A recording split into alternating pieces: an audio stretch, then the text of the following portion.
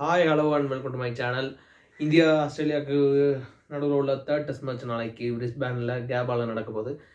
இது இந்தியாவுக்கு எவ்வளோ ஒரு முக்கியமான டெஸ்ட் மேட்ச், ஆஸ்திரேலியாவுக்கு எவ்வளோ ஒரு முக்கியமான டெஸ்ட் மேட்ச், அப்புறம் ரெண்டு டீமுக்கு உண்டான சினாரியோஸ் என்ன, WTCக்கு இந்த மேட்சோட ஃபேட் எப்படி போக போகுது, யாருக்கு ஒரு அட்வான்டேஜ் அதிகம், எந்தெந்த பிளேயர்ஸ்லாம் பெர்ஃபார்ம் பண்ண சான்சஸ் இருக்குது, அப்புறம் என்னென்ன key battles to watch out இதெல்லாம் பார்க்கலாம் ஃபுல்லாக. ஓகே, இப்போ ஃபஸ்ட்டு ரெண்டு டீமுக்கும் எப்படி WTCயோட சினாரியோஸ் எப்படி இருக்க போகுது அப்படிங்கிறத பொறுத்து பார்த்தா எனக்கு தெரிஞ்சு ஆஸ்திரேலியாவோட இந்தியாவுக்கு தான் வந்து ரொம்ப கொஞ்சம் கவலைக்கிடமான நிலைமையில இருக்குது. ஏன்னா இந்தியா வந்து அடுத்த 3 மேட்ச்சில் கண்டிப்பாக அட்லீஸ்ட் ஒரு 2 வின்னு ஒரு ட்ராவாச்சு கண்டிப்பாக பண்ணி ஆகணும். அந்த மாதிரி ஒரு சுச்சுவேஷனில் இருக்காங்க. பட் ஆஸ்திரேலியா கிட்டத்தட்ட அவங்க அடுத்த 5 மேட்ச் இருக்குது அவங்களுக்கு. இது போக 2 மேட்ச் ஸ்ரீலங்காவில் அவையில் ஒரு மேட்ச் 2 மேட்ச் இருக்குது. அந்த 5ல் அவங்க 3 வின் பண்ணால் போதும். ஸோ அவங்களுக்கு இது எனக்கு தெரிஞ்ச ஒரு கம்ஃபர்டபுளான ஒரு பொசிஷன் தான் நினைக்கிறேன். இந்தியா சீரீஸை ஒரு வேளை லூஸ் பண்ணால் கூட ஸ்டில் அவங்க வந்து மற்ற டீம்ஸை டிபெண்ட் பண்ணியிருக்கிற மாதிரி இருக்கும். சவுத் ஆஃப்ரிக்கா இவங்கெல்லாம் டிபெண்ட் பண்ணியிருக்கிற மாதிரி இருக்கும். சவுத் ஆஃப்ரிக்கா அப்புறம் ஆஸ்திரேலியா அண்டர் பெர்ஃபார்ம் பண்ணணும், அங்கே போய் ஸ்ரீலங்காவில் போய் அந்த மாதிரி நிறையா விஷயங்களை பொறுத்து தான் இருக்கும். ஆஸ்திரேலியாவுக்கு அதை நம்ம சொன்ன மாதிரி 5ல் 3 வின் பண்ணாங்கன்னா அவங்க டேரெக்டாக போயிடுவாங்க. அதனால் இந்த மேட்ச் ரொம்ப முக்கியமான ஒரு மேட்ச்னு நினைக்கிறேன். ஏன்னா இந்த மேட்ச்சில் வின் பண்ணல அப்படின்னா இந்தியாவுக்கு இன்னொரு ப்ரெஷர் வரும். அந்த ப்ரெஷர் வரப்போ அடுத்தடுத்து கண்டிப்பாக பெரிய கம்பேக் கொடுக்கறது பெரிய விஷயமா இருக்கும்னு நினைக்கிறேன். ஸோ தோக்கக்கூடாது, இந்தியா வந்து கண்டிப்பாக தோக்கக்கூடாது. தோக்காமல் இருந்தால் மட்டும்தான் இந்த சீரீஸில் அவங்க முன்னாடி போகிறதுக்கு நிறைய சான்சஸ் இருக்குது. தோத்துட்டாங்கன்னா கிட்டத்தட்ட India will be out of WTC. இதுதான் ஒரு சினாரியோ. ஓகே, மேட்ச் இப்போ 2 டீமில் யாருக்கு ஃபேவராக போகும் அப்படின்னா இதில் வந்து திரும்ப எனக்கு தெரிஞ்சு இந்தியாவுக்கு ஒரு அப்பர் ஹேண்ட் வரும் இந்த மேட்ச்சில் அப்படின்னு சொல்லி எனக்கு ஒரு தாட்டு. ஏன்னா பிங்க் பால் வந்து ஒரு கம்ப்ளீட்டாக டிஃப்ரெண்ட் ஃப்ரம் ரெட் பால். ஸ்டார்க்கோட ஃபார்மே வந்து கம்ப்ளீட்டாக டிஃப்ரெண்ட் ஃப்ரம் ரெட் பால். ஸ்டார்க்கு வந்து பர்த்லேயுமே நல்லா தான் பெர்ஃபார்ம் பண்ணியிருந்தார். இருந்தாலும் பிங்க் பால் வந்து ஸ்டார்க் வந்து ஒரு பீஸ்ட் மாதிரி ஒரு வர்ற மாதிரி யாருமே இப்போ ஸ்விங் பால் ஹேண்டில் பண்ணுறதுக்கு பவுலர் கிடையாது, அந்த மாதிரி ஒரு பவுலர். பட் இங்கே வர்றப்போ கண்டிப்பாக அவரை அடிக்க முடியும், ஆட முடியும் அப்படின்னு ஒரு கான்ஃபிடென்ஸில் தான் வருவாங்க. அதனால் இந்தியாவுக்கு ஒரு அப்பர் ஹேண்ட் இருக்கும், கண்டிப்பாக இருக்கணும். பிளேயிங் 11 சேஞ்சஸ் 2 டீம்லேயும் பார்த்தா எனக்கு தெரிஞ்சு 2 டீம்லேயும் ஆஸ்திரேலியாவோட பிளேயிங் 11 ஆல்ரெடி அனௌன்ஸ் பண்ணிட்டாங்க. Boland makes way out for Hazlewood again. இதில் போலந்துக்கு தான் வந்து ஒரு ரொம்ப பெரிய ஒரு எப்படி சொல்கிறது பயங்கரமான ஒரு டீம் நான் போலந்தை பார்க்குறேன். ஏன்னா அவர் வந்து சூப்பராக ஒரு ஹேசல்வுட்டுக்கு இன்ஜுரி ஆகும், வருவார், சூப்பராக பெர்ஃபார்ம் பண்ணுவார். அதுக்கப்புறம் மறுபடியும் ஹேசல்வுட் வந்துடுவான் தலைவன், மறுபடியும் வெளியே போயிடுவான் போலந்து. ஸோ இந்த மாதிரி ஒரு இன் அண்ட் அவுட்டாக இருக்கிற மாதிரி ஒரு பிளேயர் வந்து ரொம்ப போலந்து அதை பற்றி பெருசாக ஒரு கேர் பண்ணிக்கிற மாதிரியே தெரில. தலைவன் நாட்டுக்கு வர்றான், ஓகே எனக்கு சான்ஸ் கிடைச்சா போதும், நான் ஒரு மேட்ச் விளாட்றேன், அடுத்து திரும்ப நான் டொமஸ்டிக் போய் ஆடுறேன் அப்படிங்கிற மாதிரி கேஷுவலாக இருக்கான். ஏன்னா அவனுக்கே தெரியுது தலைவனுக்கு இந்த மாதிரி எனக்கு தெரியும் அவங்க ஒரு 3 கிரேட்டஸ்ட் சீமர்ஸ் இருக்கிறாங்க இந்த டீமில் எனக்கு ஒரு பிளேஸ் கிடைக்கிறது ஒரு கஷ்டம்னு சொல்லி எனக்கு தெரியும். ஸோ அதனால் நான் அதை பெருசாக எடுத்துக்கல அப்படிங்கிற மாதிரி கூட சொல்லியிருக்காரு. ஸோ அது ஒரு பெரிய விஷயம், பயங்கரமான ஒரு team Poland. So Hazlewood comes back. ஹேசல்வுட்டுக்கு கேபால் ஒரு பயங்கரமான ஒரு ரெக்கார்ட் இருக்குது. ரெக்கார்ட்னா செமையாக பெர்ஃபார்ம் பண்ணியிருக்கிறாரு. 8 மேட்சஸில் 37 விக்கெட்ஸ் எடுத்துருக்கிறாரு. ஸோ ஹேசல்வுட் எப்போயுமே என்னை பொறுத்தவரை நான் எப்பயும் ஸ்டார்க் கமின்ஸோட ஹேசல்வுட்டை தான் பயங்கரமாக ரேட் பண்ணுவேன். அதை நான் நிறைய இடத்துல சொல்லியிருக்கேன்.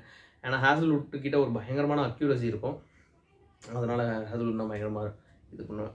எனக்கு தெரிஞ்சு India also will be going unchanged தான் மோஸ்ட்லி. இது சேஞ்ச் பண்ணலாம் அப்படின்னா எனக்கு, ஆனால் ஒரு சேஞ்ச் என்னை பொறுத்தவரை பண்ணணும் கண்டிப்பாக. பட் ஹர்ஷித் ராணாக்கு இன்னொரு சான்ஸ் கொடுக்கலான்னு ஒரு பக்கம் தோணுது. ஸோ பட் இந்த மாதிரி ஒரு சீரீஸ் தான் அந்த லைனில் இருக்கிறப்போ ஒரு சேஞ்ச் பண்ணி பார்க்கலாமோ அப்படிங்கிற மாதிரி ஒரு தாட் வருது. மேபி திரும்ப அவங்க அஸ்வினை உட்கார வச்சுட்டு வாஷிங்டன் சுந்தருக்கு போவாங்களா அப்படிங்கிறதும் பெரிய டவுட் தான். எனக்கு தெரிஞ்சு அவங்க அஸ்வினை தான் கண்டினியூ பண்ணுவாங்க. இன்னொரு விஷயம், அவர் யார் நம்ம ஹர்ஷித் ராணாக்கு பதில் ஆகாஷ் தீபக் கொண்டு வந்தால் ஒரு நல்ல பிக்காக இருக்குமோ அப்படின்னு சொல்லி எனக்கு ஒரு தாட். ஏன்னா ஷமிக்கும் ஆகாஷ் தீபக்கும் கிட்டத்தட்ட சேமான ஆங்கிள் 2 பேருமே ஒரே மாதிரி அந்த ஒய்ட் ஆஃப் த கிரீஸ் போயிட்டு கரெக்டாக இன்சைடு கொண்டுருவாங்க பேட்ஸ்மேன்ஸ்க்கு. ஸோ அது ஒரு பயங்கரமான ஆங்கிள், அது கண்டிப்பாக ஆகாஷ் தீப் கிட்ட இருக்குது. பட் அதை யூஸ் பண்ணுவாங்களா அப்படின்னு சொல்லி தெரியல. மோஸ்ட்லி இந்தியாவில் அன்சேஞ்ச் ஆர் இல்லைனா வந்து Harshit Rana and Ashwin will be out and Washington Sundar and Akash Deep will be இந்த டீமு. இதுதான் இருக்கும். மற்றபடி இப்போ நம்ம சொன்ன மாதிரி இந்தியாவுக்கு ஃபேவராக இதில் என்ன போகிறதுக்கு நிறைய சான்சஸ் இருக்குன்னா கண்டிப்பாக அது போகணும் அப்படின்னா 2 பேரோட முக்கியமான கான்ட்ரிபியூஷன் இந்த மேட்ச்சில் வந்தே ஆகணும். ரோஹித் சர்மாவும் கோலியும் சொல்லலாம். கோலி வந்து ஆல்ரெடி இப்போ பேர்த்தில் ஒரு செஞ்சுரி போட்டார் அப்படின்னு சொல்லலாம். பட் வந்து அந்த பேர்த் செஞ்சுரியை நான் அவ்வளோ ஹையாக ரேட் பண்ண மாட்டேன். ஏன்னா கோலிக்கு இருக்கிற ஒரு டேலண்ட்டுக்கு அது ஒரு ஃப்ளாட்டஸ்ட் பிச்சு பேர்த் வந்து அந்த செகண்ட் இன்னிங்ஸில் இருந்தது. ஸோ அது அவ்வளோ பெரிய வேல்யூ பண்ண மாட்டேன் நான். ஆனால் எவ்வளோ டஃப்பான பிச்சுலையும் ஒரு செஞ்சுரி அடிக்கிற கெப்பாசிட்டி கோலிக்கிட்ட இருக்குது. அந்த மாதிரி ஒரு செஞ்சுரியை தான் வந்து எல்லா கோலி ஃபேன்ஸு எல்லாருமே எதிர்பார்த்துட்டு இருக்காங்க. ஒரு டீம் ஒரு 3 down 4 downல வந்து நிற்கிறப்ப அந்த இடத்துல ஒரு அடிக்கிற ஒரு செஞ்சுரி தான் வந்து பெரிய இடத்துல பேசப்படும். அது மாதிரி ரோஹித் சர்மா திரும்ப ஓப்பனிங் வராரு அப்படின்னு சொல்லி ஒரு சில ரூமர்ஸ்லாம் போயிட்டு இருக்கு. பட் எனக்கு தெரிஞ்சவரை அது ஃபால்ஸ் ரூமர்ஸ் தான். Rohit Sharma will be batting ஆனா நம்பர் 6. கண்டிப்பாக அவருக்கு பிங்க் பால் ஆனதுக்கும் இதுக்கும் பயங்கர ஒரு பூஸ்டாக இருக்கும்னு நினைக்கிறேன். ஏன்னா பிங்க் பால் வந்து ரொம்ப நேரம் ஸ்விங் ஆகும். ஒரு 40 ஓவர் 50 ஓவர் வரையா கூட ஸ்விங் ஆகிட்டு இருந்துச்சு. பட் ரெட் பால் வந்து அந்த மாதிரி இருக்காது. ஒரு 20 ஓவர்ஸ்லேயே அந்த சீமு வந்து அவ்வளோ கொஞ்சம் கம்மியாயிரும்.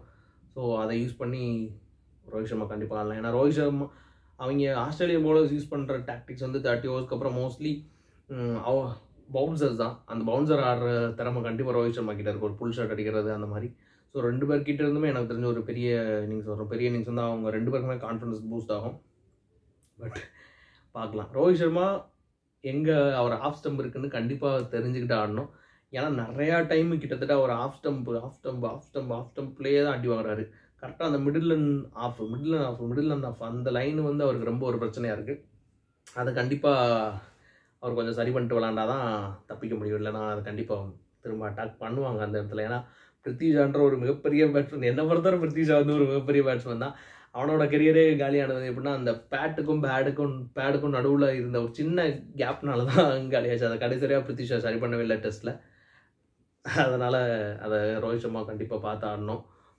வேறு கோலி வந்து கண்டிப்பாக அவருக்கு 3 ஸ்டெம்பு மட்டும்தான் இருக்குது, 3 ஸ்டெம்பில் மட்டும்தான் பந்து வருது அப்படின்னு சொல்லி நினச்சி அவரும் ஆடணும். 4ஆவது ஸ்டெம்புக்கு போகவே கூடாது.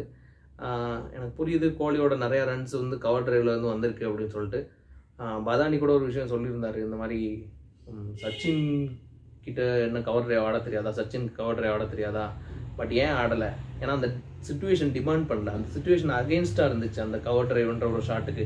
ஸோ அவர் ஆடாமல் அவர் 50-100 ரன் அடிக்கல, 241 ரன் அடித்தார். ஸோ அது வந்து பெரிய ஒரு டிசிப்ளின்னு அந்த மாதிரி சொல்லிருந்தார் பதானி. நானும் அதில் கண்டிப்பாக இது பண்ணுவேன். ஏன்னா இப்போ இந்த கவர் டிரைவ் ஆட போகிறதுல வந்து கோலிக்கு வர சக்ஸஸை விட ஃபெயிலியர்ஸ் அதிகமாகிட்டு இருக்குது. ஸோ அந்த ஷாட் வேணாம். ஏன்னா கோலிக்கிட்ட வேறு ஷாட்ஸ் இருக்குது, நிறைய ஷாட்ஸ் இருக்குது. ஸ்ட்ரைட் டிரைவ், ஆன் டிரைவ், எக்கச்சக்கமான ஷாட்ஸ் இருக்குது.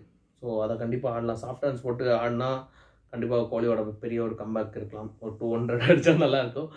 ஓகே, நம்ம அதை பார்க்கலாம். அதுதான் இந்தியாவோட கம்பேக். இவங்க 2 பேரும் கண்டிப்பாக இது பண்ணணும்.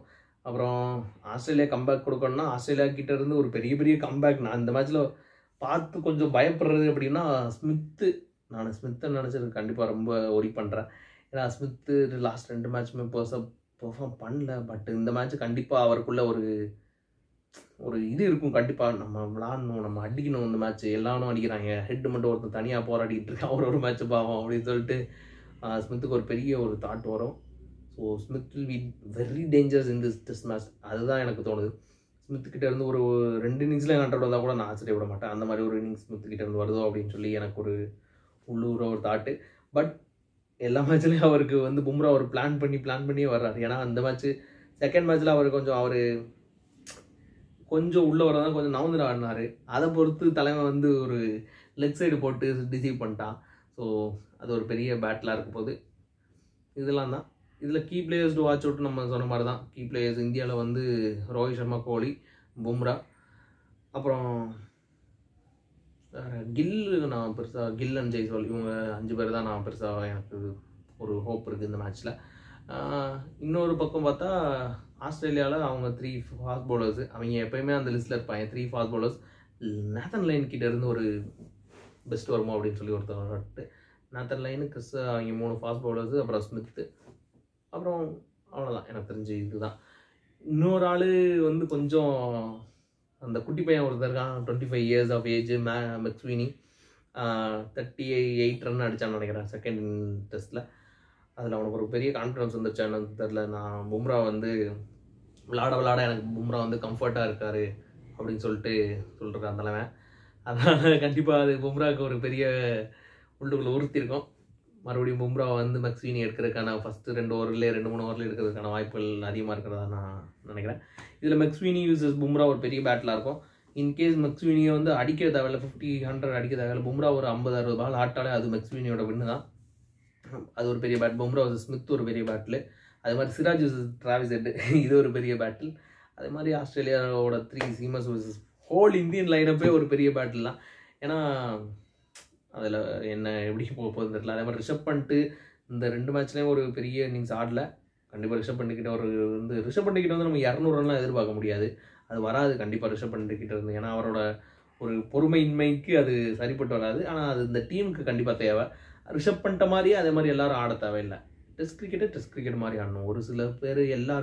ஒரு சில பேர் அட்டாக்கிங் ஆடினா அது கரெக்டாக இருக்கும். 7 பேருமே அட்டாக்கிங் ஆடினா அது அந்த டீமை வந்து குழி தோண்டி புதைச்சிட்டு தான் போனோம்.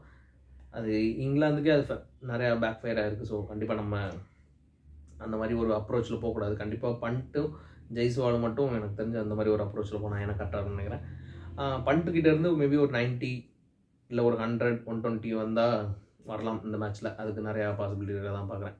ஓகே, வேறு என்னென்ன சேலஞ்சஸ் 2 டீமுக்கும் அப்படின்னா, எனக்கு தெரிஞ்சு ஆஸ்திரேலியாவுக்கு மற்ற நிறையா பேட்டர்ஸோட ஃபார்ம் ஒரு பெரிய சேலஞ்சு. ஹெட் மட்டும் தனியாக எல்லா மேட்சும் போராடிக்கிறது. லபுசேன் வந்து ஒரு லபுசேன் 60+ அடித்தாலுமே ஸ்டில் லபுசேனுக்கு வந்து ஒரு பெரிய இது இருக்குது, பிரச்சனை இருக்குது. ஸோ அவங்க பேட்டர்ஸ்லாம் ஸ்டெப் அப் பண்ணாங்கன்னா ரொம்ப கஷ்டம். நம்ம இதில் ஃபுல் பேட்டிங் ஆடுற ஒரு பிரச்சனை தான். எனக்கு தெரிஞ்சு ஜெய்ஸ்வால், கில்லு இவங்க எல்லாருமே ரொம்ப பாசிட்டிவாக இருக்காங்க. பட் அந்த பாசிட்டிவே ஒரு கட்டத்துக்கு மேலே அதிகமாக போதும் அப்படின்னு சொல்கிற மாதிரி ஒரு தாட்டு. அதெல்லாம் தான் சேலஞ்சஸ் 2 டீமுக்கும். அதே மாதிரி இந்தியாவுக்கு இன்னொரு சேலஞ்சு, பும்ரா மட்டும் தனியாக போட்டு எதனா ஒரு பும்ரா போட்டுக்கிட்டே இருக்கு. ஒரு சில 7 ஓவர் 8 ஓவர் ஸ்பெல்லாம் பும்ரா போடுறது பார்க்குறப்ப ரொம்ப சிரமமாக இருக்குது. ஏன்னா அந்த இடத்துல ஒரு ஷமி மாதிரி ஒரு பவுலர் இல்லையோ அப்படின்னு அந்த இதை மிஸ் பண்ணுறாரு பும்ரா. அதனால் நம்ம ஒரு ஆள் தான் பண்ணணும் அப்படின்னு. ஆனால் சிராஜ் நல்லா சப்போர்ட் பண்ணுறாரு. அந்த 3rd பவுலர் தான் எனக்கு தெரிஞ்சு லேக் ஆகுதுன்னு நினைக்கிறேன். So Shami sooner R later வர்றதுக்கு பெருசாக சான்சஸ் இல்லை.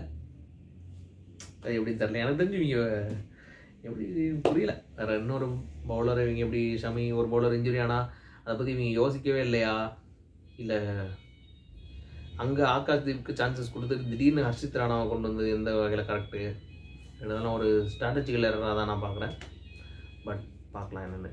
எனக்கு தெரிஞ்சவரை இந்தியா இதெல்லாம் இந்த ஆட்ஸ்லாம் கடந்து வின் பண்ணிடுவாங்க அப்படின்னு சொல்லி தோணுது. உங்களுக்கு இந்தியா வின் பண்ணுமா, ஆஸ்திரேலியா வின் பண்ணுமான்னு கமெண்ட்டில் போடுங்க. அப்புறம் வேறு ஒரு ஒப்பீனியன்ஸ் உங்களுக்கு தெரிஞ்சதெல்லாமும் கமெண்ட்டில் போடுங்க. வீடியோ பிடிச்சிருந்தா லைக் பண்ணுங்கள். அப்புறம் உங்கள் ஃப்ரெண்ட்ஸ்லாம் ஷேர் பண்ணி சப்ஸ்கிரைப் பண்ணிக்கோங்க. தேங்க்யூ.